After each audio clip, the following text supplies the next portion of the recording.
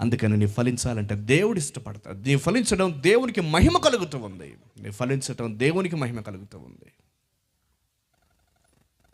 నీ ఫలించడం దేవునికి మహిమ కలుగుతూ ఉంది. సహోదరులు దానియేలు వారి సతీమణి ఇంచుమించు 7 సంవత్సరాల తర్వాత ఒక పాప ఎన్ని రాళ్ళు పడ్డారో, ఎన్ని అవమానాలు పొందారో నేను కళ్ళారా విన్నాను, కళ్ళారా చూస్తాను, విన్నాను ఆ మాటలు. ఎంత ఓపిక ఉంటే ఇంకా ప్రార్థనలో కలిసిపోతారు. అనవసరంగా సలహాలు ఇచ్చేవాళ్ళు కూడా ఉంటారు. ఎందుకు ఇంకా పిల్లలు లేని మీ జీవితం మీకు అవసరమా ఇక ఏదైనా అనవసరంగా. నో విశ్వాసాన్ని, నిరీక్షణ కోల్పో. దేవుని సన్నిధిలో ప్రార్థన చేయి.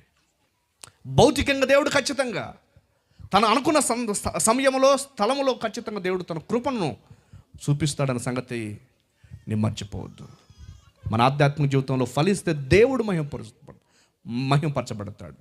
భౌతికంగా